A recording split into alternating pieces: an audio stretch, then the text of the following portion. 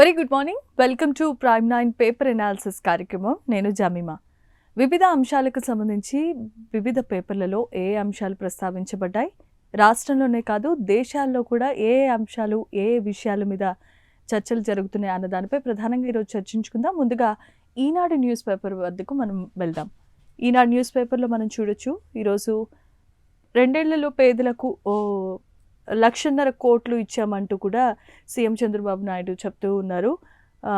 జిఎస్టీడీపీలో అప్పుల వాట తగ్గిస్తామని, పాత ప్రభుత్వం వల్లే ఇంత భారం పట్టిందంటే గత వైసీపీ ప్రభుత్వ పరిపాలన వల్లనే ఇప్పుడు మనకి ఇంత అప్పుల భారం పెరిగిపోయిందంటూ ఏపీ సీఎం చంద్రబాబు నాయుడు కొన్ని వ్యాఖ్యలు చేశారు. అలాగే డబుల్ ఇంజిన్ సర్కార్, ట్రిపుల్ ఇంజిన్ గ్రోత్ అది మన రాష్ట్రంలో మనం చూస్తూనే ఉంటున్నాం. కాబట్టి ఆర్థిక ప్రగతి నివేదికను సీఎం చంద్రబాబు నిన్న జరిగినటువంటి సమీక్షా సమావేశంలో మాట్లాడడం జరిగింది. ఇక్కడ మనం చూడొచ్చు, వాహనంలో కూర్చున్న ఏ వ్యక్తికైనా పరిహారం చెల్లించాల్సిందే. బీమా లేని, ఇన్సూరెన్స్ లేని వాహనాలను ఎవరైతే ఎక్కుతారో వాళ్ళు దాంట్లో ప్రయాణిస్తున్న వ్యక్తులు కూడా పెనాల్టీలో షేర్ చేసుకోవాల్సిందే అంటూ సుప్రీంకోర్టు ఒక కొత్త పాస్ బిల్లును అయితే చేసింది. కాబట్టి దీని పట్ల ప్రతి ఒక్కళ్ళు కూడా అప్రమత్తంగా ఉండాలి. ఖచ్చితంగా ఇన్సూరెన్స్ అనేది ఇంపార్టెన్స్, ఖచ్చితంగా చెల్లించాల్సిందే. ఒకవేళ అది కనుక ఇన్సూరెన్స్ చేయించలేని వెహికల్ అయితే అందులో ప్రయాణించిన వాళ్ళు కూడా పెనాల్టీని షేర్ చేసుకోవాల్సిందే అంటూ సుప్రీంకోర్టు వ్యాఖ్యలు చేసింది. కాబట్టి మీ వెహికల్స్కి, ద్విచక్ర వాహనాలకి కూడా 6 ఏళ్ల పాటు ఖచ్చితంగా థర్డ్ పార్టీ ఇన్సూరెన్స్ అనేది చేసుకోవాల్సిందే అంటూ ఖరాఖండిగా చెప్పింది. మరొక విషయం దగ్గరికి వద్దాం. రాజకీయాల కోసం పిల్ దుర్వినియోగం అనుమతించమంటూ కూడా ఇక్కడ అమరావతి హైకోర్టు వ్యాఖ్యానించడం జరుగుతోంది. క్రీడల కోటాతో నష్టపోయామని అభ్యర్థులు ఎవరు కూడా కోర్టుకు రాలేరు. అభ్యర్థులను ప్రభుత్వం భయపడితే 335 రిట్ పిటిషన్లు ఎలా వేయగలిగారు? మెగా డిఎస్సిలో మనకి తెలిసిందే, వైఎస్ఆర్సీపీ దాని గురించి చాలా రాద్ధాంతం చేస్తోంది. జంతర్ మంతర్ ఢిల్లీ వద్ద జరిగిన దీక్షని వీళ్ళు ఇన్స్పిరేషన్గా తీసుకొని ఖచ్చితంగా ధర్మేంద్ర ప్రధాన్ ఎలా అయితే రాజీనామా చేశారో, విద్యాశాఖ మంత్రిగా ఉన్నటువంటి నారా లోకేష్ కూడా రాజీనామా చేయాలి అంటూ దీని మీద ఒక కొత్త ప్రతిపాదన అయితే తీసుకొని వచ్చారు. దీనికి సంబంధించి ఇక్కడ హైకోర్టు కీలక వ్యాఖ్యలు చేసింది. మనం చూడొచ్చు, సీఎం విజయ్ నటి త్రిషపై ద్వంద్వార్థ వ్యాఖ్యలు చేసిన ఉదయనిధి స్టాలిన్ని అరెస్ట్ చేసిన సంగతి మనందరికీ తెలిసిందే. తమిళనాడు రాజకీయాలు ఒక్కసారిగా హీట్ ఎక్కిపోయాయి.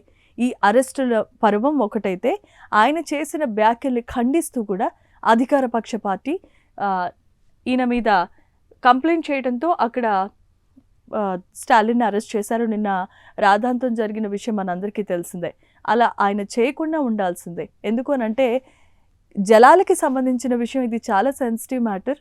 దాని గురించి మాట్లాడకుండా ప్రతిపక్ష పార్టీగా ఉండవలసిన వాళ్ళు ఒక నియమ నిబద్ధతలు లేకుండా ఇష్టానుసారంగా ఒక సీఎం అని చెప్పి కూడా మర్చిపోయి నటి త్రిషతో తనకున్నటువంటి స్నేహ బంధాన్ని ఆయన ప్రస్తావిస్తూ, ఎవరికి వచ్చినా రాకపోయినా త్రిష ఇంటికి మాత్రం నీళ్ళు వస్తాయి అని అనటం నిజంగా రాజకీయాల్లో ప్రకంపనలు సృష్టించాయనే చెప్పుకోవాలి.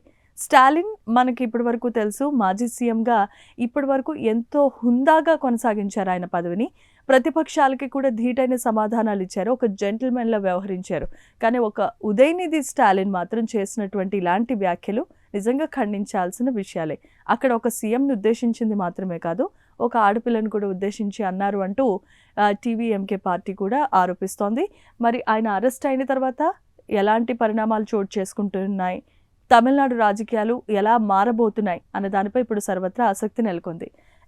ఒక్కసారిగా 300 అడుగుల కిందకు ఎయిర్ ఇండియా విమానంలో కుదుపులు స్టార్ట్ అయ్యాయి. మనకి మధ్య మనం చూడొచ్చు, అహ్మదాబాద్ ఎయిర్ ఇండియా కొలాప్స్ అయిన తర్వాత ఒక్కొక్కటిగా చిన్న చిన్న ప్రమాదాలు అలా టెక్నికల్గా చాలా రకాల బోయింగ్ ఫ్లైట్స్కి ఎక్కువగా వస్తూ ఉన్నాయి. ఎందుకనంటే అవి ఎప్పటి నుండో కొనసాగుతూ ఉన్నాయి కాబట్టి సరైన ఫిట్టింగ్ లేక, సరైన సర్వీసెస్ లేక ఇలాంటి లోపాలు అనేవి కొన్నిసార్లు చూస్తూనే ఉన్నాం. ఇంకొకటి లక్నో దగ్గర కూడా మనం చూడొచ్చు, పైలట్లో ఒక్కసారిగా కాక్పిట్ వెనకతల మంటలు రావడంతో పైలట్ చాకచక్యంగా దాన్ని విమానాన్ని ల్యాండ్ చేశారు. లేదంటే కనుక చాలా ప్రమాదం జరిగిపోయేది. అలాగే ఇండిగో ఫ్లైట్లో కూడా అలాగే ఇది వచ్చింది. కొన్ని టెక్నికల్ ఇష్యూస్ వల్ల ఫ్లై అవ్వాల్సిన విమానం మళ్ళీ వెంటనే రన్వే పైకి వచ్చేసింది. ఇలాంటి సంఘటనలు తరచుగానే చూస్తూ ఉన్నాం. ఎందుకనంటే సరైన ఫిట్‌నెస్ లేకపోవటం వల్ల జరుగుతున్నటువంటి ప్రమాదాలు. అలాగే ఇప్పుడున్నటువంటి ఏఐ ఆధారిత టెక్నాలజీని వాళ్ళు ఇంకా అందిపుచ్చుకోవాలి కాబట్టి అవన్నీ ఇన్‌స్టాల్ చేయడానికి టైం పడుతుంది. కాబట్టి వీటన్నిటిని ఫిట్‌నెస్ చూసుకోవడం అనేది చాలా ఇంపార్టెంట్. ఈ నేపథ్యంలో మళ్ళా ఎయిర్ ఇండియాకి సంబంధించిన సేమ్ ఫ్లైట్ రిపీట్ అయింది. దాంట్లో 300 అడుగు కిందకి ఒకేసారి తీసుకొచ్చారు. దాంతో ఫ్లైట్‌లో ఉన్నటువంటి ప్రయాణికులందరూ కూడా కొంచెం గందరగోళ వాతావరణానికి లోనైనట్లుగా మనం చూడాలి. ఇక జనన మరణాల నమోదు గనుక ఒకవేళ ఆలస్యమైతే కష్టమే. 2 ఏళ్ల తర్వాత అయితే మ్యాజిస్ట్రేట్ అనుమతి కావాల్సిందే. బిల్లును ఆమోదించింది పార్లమెంట్. ఎవరైనా ఒక మనిషి పుట్టినా చనిపోయినా అది వెంటనే నమోదు చేసుకోవాలి. గవర్నమెంట్లో రిజిస్టర్ చేయించుకోవాల్సిందే. ఒకవేళ అలా చేయని పక్షంలో అది చెల్లుబాటు కాదు. దానికి చాలా ప్రాసెస్ ఉంటుంది. ఒకవేళ 2 సంవత్సరాలు కనుక క్రాస్ అయిందంటే ఖచ్చితంగా జడ్జ్ పర్మిషన్ తీసుకోవాలి అంటూ పార్లమెంట్ ఒక బిల్లుని పాస్ చేసింది. దయచేసి గమనించండి, పిల్లలకి సంబంధించిన బర్త్ సర్టిఫికేట్లు కానీ ఎవరైనా చనిపోతే డెత్ సర్టిఫికేట్లు కానీ వెంటనే చేయించుకోవటం చాలా ఉత్తమం. ఇక సైలెన్స్ ప్లీజ్, సరికొత్త పర్యాటక ట్రెండ్ ఇదే. మీకు ఏ రకం పెట్ కావాలి? పెట్స్కి సంబంధించిన విషయం. మారువేషాల్లో తిరుగుతూ స్థావరాలను మారుస్తూ మహమ్మద్ ముస్తఫా, వైకాపా మాజీ ఎమ్మెల్యే ముస్తఫా గుజరాత్లో అరెస్ట్ అయిన విషయం మనందరికీ తెలిసిందే. శంషాబాద్లో కుమారుడిని కూడా అదుపులోనికి తీసుకున్నారు. ఏలూరు జిల్లా కోయలగూడెనికి చెందిన పొగాకు వ్యాపారి కుమారుడితో పాటు మరో ఇద్దరిని కూడా అపహరించిన కేసులో కిడ్నాప్ కేసుకి సంబంధించి వైకాపా గత ఎవరైతే మాజీ ఎమ్మెల్యే ఉన్నారో ముస్తఫాని గుజరాత్లో అరెస్ట్ చేశారు. దీనికి సంబంధించి కూడా వాళ్ళు వచ్చి రికార్డ్ చేశారు, కానీ దానికి సంబంధించిన సరైన ఆధారాలు సబ్మిట్ చేయకపోవడం వల్ల పోలీసులు అరెస్ట్ చేయడం జరిగింది. ఇక మనం చూడొచ్చు, కిరణ్ కుమార్ రెడ్డి వెన్నెముక. మద్యం సిండికేట్కి సంబంధించి కిరణ్ కుమార్ రెడ్డిని వైద్య పరీక్షలకు జీజీహెచ్కు తీసుకెళ్తున్నారు పోలీసులు. మనందరికీ తెలుసు, లిక్కర్ స్కామ్కి సంబంధించి 2 తెలుగు రాష్ట్రాల్లో కూడా సంచలనం సృష్టించింది. ఇక్కడ తెలంగాణ రాష్ట్రంలో జరిగిన మద్య కుంభకోణానికి సంబంధించి దేశవ్యాప్తంగా ప్రకంపనలు సృష్టించాయి. ఈ నేపథ్యంలో ఏపీ లిక్కర్ స్కామ్కి సంబంధించి సిట్ చాలా వేగంగా ముందుకు దూసుకుపోతోంది. ఆ నేపథ్యంలోనే ఇక్కడ ఉన్నటువంటి కిరణ్ కుమార్ రెడ్డి ఆయనను అరెస్ట్ చేయడం జరిగింది. ఒకవేళ ఈయనను ఇన్వెస్టిగేషన్ చేస్తే ఆ మద్యం కుంభకోణానికి సంబంధించి మిగతా పూర్తి వివరాలు కూడా వచ్చే అవకాశాలు ఉన్నాయంటూ సిట్ కూడా ఆరోపిస్తోంది. చూడాలి. ఇక్కడ మనం కార్టూన్ కూడా గమనించవచ్చు. రోడ్డు ఉంటే కాలిబాట ఉండాల్సిందే. మీ ఊరికి రోడ్డా? ప్రస్తుతం కాలిబాటకు నిధులు మంజూరయ్యాయి, అది వేసేస్తాం, రోడ్డుకు టైం పడుతోంది, సరేనా? ఇది కేంద్రం మీద వేస్తున్నటువంటి నితిన్ గడ్కరీ. ఒక సామాన్య ఒక వ్యక్తి వెళ్ళి నాకు రోడ్డు కావాలి అంటే ఫస్ట్ కాలిబాటకి మేము రోడ్లు వేస్తాము, ఆ తర్వాత రోడ్డు బాటకి నిధులు మంజూరైన తర్వాత వేస్తామంటూ సెటారికల్గా మాట్లాడింది. ఇక్కడ ఒక కామిక్ మనం చూడొచ్చు. సో ఇది ఈనాడు మెయిన్ ఎడిషన్లో ఉన్న హెడ్లైన్స్. ఇప్పుడు సాక్షికి వెళ్ళిపోదాం. ఆంధ్రప్రదేశ్ సాక్షి దగ్గరికి వచ్చేసరికి ఇక్కడ మనం చూడొచ్చు, జ్వలించే విజయం. యాసిడ్ దాడి బాధితురాలు రేషంకు యూకే ప్రభుత్వ స్కాలర్షిప్ వచ్చింది. ఒక ప్రేమించలేదనే నెపంతో యాసిడ్ దాడి చేసినటువంటి రేషం ఎన్నో సంవత్సరాలు ట్రీట్మెంట్ తీసుకున్న తర్వాత ఆమె మళ్ళీ మనిషిగా మారింది. అలాంటి ఆమెకి చాలా మంచి టాలెంట్ ఉంది. చదువుకోవడంతో పాటు యూకేలో ఆమెకి స్కాలర్షిప్ వచ్చింది. యూకేలో యూనివర్సిటీలో రావడమే చాలా పెద్ద ఎక్కువ సీట్, కానీ ఆమెకి ఏకంగా గవర్నమెంట్ స్కాలర్షిపే వచ్చింది. దీని పట్ల ప్రతి ఒక్కరు కూడా హర్షం వ్యక్తం చేస్తూ ఉన్నారు. ఆమెకు ఉన్నటువంటి లోపాన్ని కాదు, ఆమె కష్టాన్ని నమ్ముకుంది కాబట్టి ఇప్పుడు అంత మంచి స్థాయికి వెళ్ళింది. ఈమె చాలామందికి ఇన్స్పిరేషన్. ఇక్కడ మనం చూడొచ్చు, ఎలక్ట్రానిక్స్కి షార్ట్ సర్క్యూట్, పరిశ్రమలకు పీసీసీబీల కొరత కష్టాలు, ముడి వస్తువుల రేట్లకు రెక్కలు. మనందరికీ తెలిసిందే, పశ్చిమాసియాలో నెలకొన్న యుద్ధాల నేపథ్యంలో ప్రతి ఒక్క నిత్యావసర వస్తువులు పెరగటమే కాదు, ముడి సరుకు కూడా, రా మెటీరియల్ కూడా, మ్యానుఫ్యాక్చరింగ్లో ఉన్నటువంటి రా మెటీరియల్ కూడా దొరకడం చాలా కష్టం అవుతుంది. ఈ నేపథ్యంలో ఎలక్ట్రానిక్స్ అంటే ఏదైతే గ్యాడ్జెట్స్ కానీ మొబైల్ ఫోన్స్ కానీ ఉంటాయో వాటి తయారీ విభాగంలో ఉండే ముడి సరుకులు దొరకటం చాలా కష్టం అవుతుంది. ఎందుకనంటే ఇప్పుడు చాలా ఎక్స్పెన్సివ్ అయిపోయినాయి. ఇక మనం చూడొచ్చు, నో ఇన్సూరెన్స్ నో ఫ్యూయల్. ఇక్కడ కొత్త, మీకు ఇందాకే మనం మాట్లాడుకున్నాం, సుప్రీంకోర్టు ఒక కొత్త కీలక అప్డేట్ని మనందరికీ తీసుకొచ్చింది. ఏవైతే వెహికల్స్కి ఇన్సూరెన్స్ ఉండదో, ఇన్సూరెన్స్ లేని వెహికల్స్ ఖచ్చితంగా ఫ్యూయల్ అనేది కూడా పెట్రోల్ బంకుల్లో వేయబడదు అంటూ ఒక కొత్త విధానాన్ని అయితే తీసుకొచ్చింది. దీని పట్ల ప్రతి ఒక్కరు అప్రమత్తంగా ఉండండి. ఒకవేళ మీ వెహికల్స్కి ఇంకా ఇన్సూరెన్స్ చేయించకపోతే కనుక ఇప్పుడే ఇన్సూరెన్స్ చేయించుకోండి.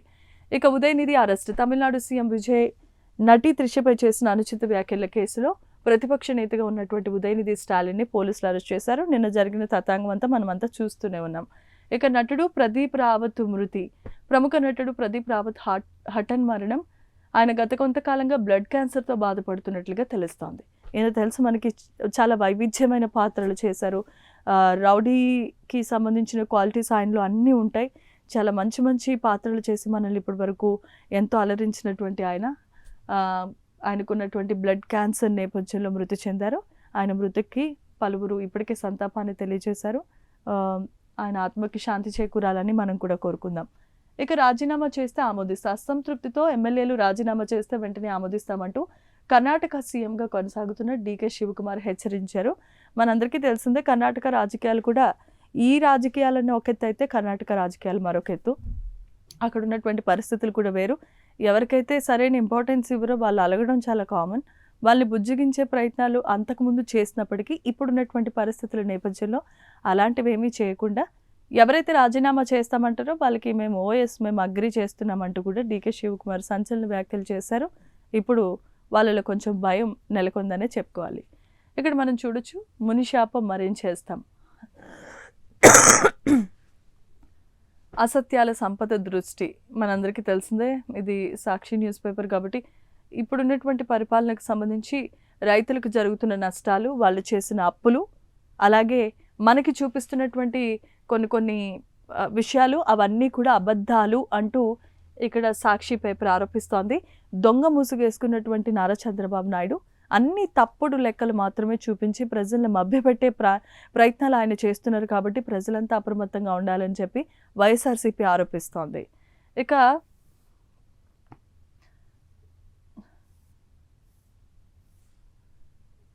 క్రీడా ప్రాజెక్ట్ను వదలని లోకేష్. Credit politics.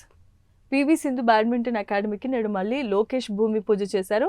2021లో సింధు అకాడమీకి అప్పటి సీఎం వైఎస్ జగన్ ఆల్రెడీ శంకుస్థాపన చేశారని, దానికి మళ్ళీ భూమి పూజ చేస్తున్నారు అని, ఈ క్రెడిట్ అంతా విద్యాశాఖ మంత్రిగా ఉన్నటువంటి నారా లోకేష్ తన అకౌంట్లో తీసుకునే ప్రయత్నం చేస్తున్నారంటూ కూడా వైఎస్ఆర్సీపీ ఆరోపిస్తోంది. ఇక మనం చూడొచ్చు, వైఎస్ఆర్సీపీ మాజీ ఎమ్మెల్యే ముస్తఫా అక్రమ్ అరెస్ట్ అంటూ సాక్షి పేపర్ ఆరోపిస్తోంది. చంద్రబాబు సర్కార్ రెడ్ బుక్ విధానాన్ని అమలు చేస్తోంది. కక్ష సాధింపు చర్యల్లోనే ముస్తఫాను అరెస్ట్ చేశారు. ఆయనకి ఎటువంటి సంబంధం లేదంటూ కూడా సాక్షి ఆరోపణలు చేస్తోంది. ఇక మనం చూడొచ్చు, రేపల్లిలో టీడీపీకి బిగ్ షాక్. టీడీపీ కీలక నేత అయినటువంటి గూడపాటి శ్రీనివాసరావు వైఎస్ఆర్సీపీలోనికి చేరారు. ఇక్కడ ఉన్నటువంటి అంబటి రాంబాబు గారు కానీ మిగతా ముఖ్య నేతల మధ్యలో అధినేత వైఎస్ జగన్ నేపథ్యంలో ఆయన టీడీపీని విడిచిపెట్టి వెంటనే వైఎస్ఆర్ కాంగ్రెస్ పార్టీలోనికి చేరడం జరిగింది. ఆయనతో పాటు కొంతమందిని కూడా జాయిన్ చేశారు. దానికి అధినేత వైఎస్ జగన్ కూడా సాదరంగానే ఆహ్వానించి పార్టీ కండువా కప్పారు. దీనికి సంబంధించిన విషయాలు కాపు నాయకుడు ఆయన గూడపాటి శ్రీనివాస్ అనే వ్యక్తి వైఎస్ఆర్సీపీలో నిన్ననే జాయిన్ అయ్యారు. ఇక మనం ఇక్కడ చూడొచ్చు, బాబు బోగస్ మాటలు. ఎంపీలు గొల్ల బాబురాం, మద్దుల గురుమూర్తి, గుమ్మ తనుజారాని వీళ్ళందరూ కూడా బాబు భోగపురం ఎయిర్పోర్ట్కి సంబంధించి అప్పటి ప్రభుత్వం మేము శంకుస్థాపన చేశాము అని చెప్పి అంటుంటే, లేదు ఎర్ర బస్సు తిరిగిన ప్రాంతంలో ఎయిర్ బస్సు ఎందుకు అని అప్పుడు జగన్ అన్నారు అని చెప్పి చంద్రబాబు నాయుడు కూటమి సర్కారు ఆరోపిస్తోంది. ఈ నేపథ్యంలోనే అట్టహాసంగా ప్రధాని చేతుల మీదుగా భోగాపురం ఎయిర్పోర్ట్ అనేది ప్రారంభించారు.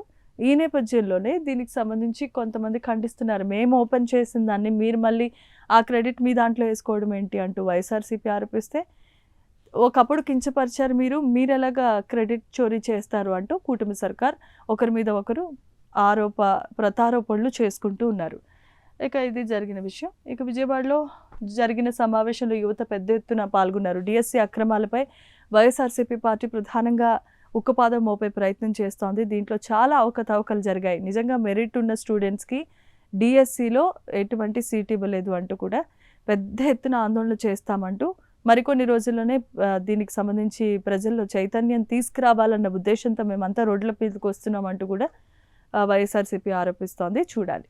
V6లో ఉన్నటువంటి అప్డేట్స్. నటి త్రిషపై సంచలన వ్యాఖ్యల నేపథ్యంలో మనకి ఉదయనిధిని అరెస్ట్ చేశారు. ఆ విషయం మనకు తెలిసిందే. కేసీఆర్ కుటుంబం వల్లే సింగరేణి దివాలా తీసిందంటూ కిషన్ రెడ్డి ఇక్కడ మనకి హాట్ కామెంట్స్ చేస్తూ ఉన్నారు. కేటీఆర్ కుటుంబం వల్లనే ఇవన్నీ నష్టాలు జరుగుతున్నాయి, అప్పుల ఊబిలో తెలంగాణ రాష్ట్రం కుప్పకూలిపోయింది అంటూ అటు కాంగ్రెస్ పార్టీయే కాదు ఇటు బీజేపీ కూడా ఆరోపిస్తోంది. ఆ నేపథ్యంలోనే కేంద్ర మంత్రి కిషన్ రెడ్డి కీలక వ్యాఖ్యలు చేశారు. ఇక్కడ E20 పెట్రోల్తో ఇంజన్లో సమస్యలు, ఆధారాలు లేవు అంటూ ఇక్కడ మనకి పార్లమెంట్లో కొన్ని చర్చలు జరిగాయి, అది మనం చూడాలి. E20 ఇథనాల్ అనేది అది అంత మంచిది కాదు, ట్రంప్ ఒత్తిడి మేరకే మోదీ ఈ కాన్సెప్ట్ని బయటికి తీసుకొచ్చారు అంటూ ప్రతిపక్షాలు ఆరోపిస్తున్నాయి. కాదు దీనివల్ల ఎటువంటి నష్టం లేదు, ఇది మంచి విషయమే అంటూ అధికార పార్టీ కూడా ఆరోపిస్తోంది. మరి ఆ విషయం ప్రాక్టికల్గా ఎప్పుడు బయటకు వస్తుంది అంటే నెక్స్ట్ ఇయర్ వరకు ఈ రిజల్ట్ వచ్చే అవకాశం లేదు, చూడాలి. ఇక 12 ఏళ్లకే ప్రొఫెసర్, అమెరికాలో ఫ్లోరిడాకు చెందిన ఒక నారబ్ రామన్, మన ఇండియన్, 18 ఏళ్లకే ప్రొఫెసర్గా తన విద్యాభ్యాసాన్ని కంప్లీట్ చేశారు. ఇప్పుడు ఉన్నటువంటి పరిస్థితుల్లో యూత్ ఏవేవో నేరాలు ఘోరాలు చేస్తూ ఉంటే ఇతర దేశాల్లో ఉన్నటువంటి చిన్న పిల్లలు మన దేశానికి చెందిన వాళ్ళు రికార్డ్స్ని సృష్టిస్తూ ఉన్నారు. ఒకటి, పథకాలు వాళ్ళ అకౌంట్లో వేసుకుంటూ ఉన్నారు, స్పోర్ట్స్లో రాణిస్తూ ఉన్నారు. అలాగే ఇప్పుడు ఉన్నటువంటి ఏఐలో కూడా చాలా రకాల ఇన్నోవేషన్స్ చేస్తూ ఉంటే ఇక్కడ ఉన్నటువంటి ఒక కుర్రాడు 18 ఏళ్లకే అతి చిన్న వయసులోనే ఒక ప్రొఫెసర్ అయ్యాడు, అది కూడా మంచి రెస్పెక్టివ్ ప్యాకేజ్తో. ఇక్కడ మనం చూడొచ్చు, మసాలాల్లో విషం కలుస్తోంది అంటూ సిపి సజ్జనార్ మనకి కీలక వ్యాఖ్యలు చేశారు. మీరు ఏదైనా ఒక మసాలా తక్కువ రేటుకు వచ్చేస్తుంది కదా అని చెప్పి మనం కక్కుర్తిపడి కొనేస్తే అది మన ఆరోగ్యాన్ని కోలుకోలేని దెబ్బతీస్తుందంటూ సిపి సజ్జనార్ మనకి హెచ్చరికలు జారీ చేశారు. అందులోనే నిన్న ఆయన మీడియా ముఖంగా తెలియజేసింది ఏంటంటే 2 గ్లాసుల్లో లవంగాలను వేస్తూ ఉంటారు, తక్కువ రేటుకున్న లవంగంలో తొందరగా వాటర్ చేంజ్ అయిపోతే మంచి క్వాలిటీ ఉన్నటువంటి లవంగాలు ఏవైతే ఉంటాయో అవి రంగు మార్పు చెందకుండా అలాగే ఉంటాయి. దీన్ని బట్టి అర్థమవుతుందంటే కల్తీ లవంగాలు చీప్గా మనకి దొరికేస్తాయి, దానివల్లనే అందులో ఉన్నటువంటి కలర్ మొత్తం బయటకు వచ్చేస్తుంది. కానీ నిజంగా ఉన్నటువంటి లవంగాలు కాస్ట్లీ అయినా అది కాన్స్టెంట్గా గంట సేపు అయినా రంగు మారకుండా అలాగే ఉంటుంది. కాబట్టి ఆ ఒక్క చిన్న ఎగ్జాంపుల్లోనే ఒక చిన్న మసాలా దినుసు గురించి ఇంత చెప్పారు అంటే మార్కెట్లో ఇన్ని మసాలాలు ఉన్నాయి కాబట్టి వీటి పట్ల ప్రజలంతా అప్రమత్తంగా ఉండాలని చెప్పి ఆయన ఒక హెచ్చరిక జారీ చేస్తూ ఒక ప్రయోగాన్ని కూడా మీడియా ముందు చేయడం జరిగింది. కాబట్టి మీరంతా ప్రతి విషయాన్ని కూడా కూలంకషంగా గమనించండి. ఇక్కడ మనం చూడొచ్చు, ప్రతి గింజకు కూడా లెక్క చెప్పాల్సిందే అంటూ ఉత్తమ్ కుమార్ రెడ్డి మంత్రి తెలియచేస్తూ ఉన్నారు. ఇప్పుడు చాలామంది రైతులంతా మాది వడ్లు సరిగ్గా కొనే వాళ్ళు ఎవరు లేరు, రవాణాలు ఇది చేయట్లేదు అని చెప్పి, కాబట్టి మీరు దయచేసి ఈ విషయాన్ని గమనించాలని చెప్పి మాట్లాడుతూ ఉన్నారు. ఎందుకనంటే సరైనటువంటి ఇది లేక ఏం చేస్తున్నారంటే దాన్ని ఎలా పడితే అలాగా అమ్మేస్తూ ఉన్నారు. దళారుల చేతిలో తక్కువ రేటుకే కొనేయడం వల్ల రైతులు నష్టపోతున్నారు. ఈ విషయం మీద వారు చాలాసార్లు బయటకు వచ్చి కూడా మాట్లాడారు. కానీ ఇప్పుడు మంత్రి ఉత్తమ్ కుమార్ రెడ్డి చొరవతో ప్రతి ఒక్క రూపాయి కూడా మీరు ఇది చేయాల్సిందే, లెక్క చెప్పాల్సిందే ప్రతి గింజకు కూడా అంటూ స్ట్రిక్ట్గా ఆర్డర్స్ని అయితే పాస్ చేశారు. పోలీసు ఉద్యోగాల భర్తీపై కుట్ర జరుగుతోంది అంటూ ఇక్కడ ప్రధాన ఆరోపణలు చేశారు. మనకి తెలిసిందే, పోలీసు ఉద్యోగాలు అన్ని ఖాళీలు ఉంటే మీరు ఎందుకు తక్కువ పోస్టింగ్లకి అనౌన్స్ చేశారు అని చెప్పి ఫస్ట్ ఎవరు చెప్పారు, మన కేటీఆర్ చెప్పారు. దీని మీద మీరు ఖచ్చితంగా ఎందుకు మౌనంగా ఉన్నారు, అప్పుడు మీరు ఉద్యోగాలు మేనిఫెస్టోలో మీరు చెప్పినప్పుడు ఇన్ని లక్షల ఉద్యోగాలు అన్నారు, ఇప్పుడేంటి కేవలం 7,000 అంటున్నారు అంటూ కూడా చెప్పడంతో రేవంత్ రెడ్డి కూడా దానికి ఎక్స్ప్లెనేషన్ ఇచ్చే అవకాశం కనిపిస్తోంది. చూడాలి ఏం జరుగుతుందో. వరంగల్ రాష్ట్రంలోనే రెండో అతిపెద్ద క్యాన్సర్ హాస్పిటల్ ఈ ఏడాది చివరికల్లా అందుబాటులోనికి వరంగల్ సూపర్ స్పెషాలిటీ హాస్పిటల్ రాబోతోంది అంటూ దామోదర మంత్రి తెలియజేశారు. చౌటుప్పల్లో ఈ ఏరియా హాస్పిటల్ ప్రారంభమయ్యే అవకాశాలు కనిపిస్తూ ఉన్నాయి. మరొకసారి మనం ఇక్కడ చూడొచ్చు, రాజీనామా చేస్తే నిమిషాల్లో ఆమోదిస్తామంటూ కూడా డీకే శివకుమార్ హెచ్చరికలు జారీ చేశారు. నన్నెవరు మీరు ప్రలోభ పెట్టాల్సిన అవసరం లేదు, పార్టీకి మేము పనిచేయము అని అంటే నిర్మోహమాటంగా మీరు రెసిగ్నేషన్ ఇచ్చేయండి, నేను దాన్ని ఆమోదిస్తా అంటూ కూడా ఆయన చెప్పారు. అది అక్కడ ఉన్నటువంటిది. ఇది ఇంకా మనం చూడొచ్చు కృష్ణ ప్రాజెక్టులకు వరద నీరు పోటెత్తుతోంది. ఇప్పుడు పడినటువంటి అడపదడప వర్షాల కారణంగా రిజర్వాయర్‌లో ఫుల్ వాటర్ రావటంతో అక్కడ వాటర్ కూడా చాలా వేల క్యూసెక్‌ల నీరు రావటంతో రైతులంతా కూడా హర్షం వ్యక్తం చేస్తున్నారు. ఎందుకనంటే కొన్ని లక్షల హెక్టార్ల సాగు భూమి సిద్ధంగా ఉంది. కానీ సరైనటువంటి నీరు లేక అది అక్కడితో ఆగిపోవడం జరిగింది. సో ఇవి ఇప్పటివరకు ఉన్నటువంటి పేపర్‌లోని అప్డేట్స్. ఇక మిగతా ప్రోగ్రామ్స్ ఏమన్నా ఉన్నా కూడా మీకు చెప్తాం. ఇది ఇవాల్టి స్పెషల్ పేపర్ అనాలిసిస్ కార్యక్రమం. మరొక కార్యక్రమంలో మళ్ళీ కలుసుకుందాం. అంతవరకు స్టే ట్యూన్డ్.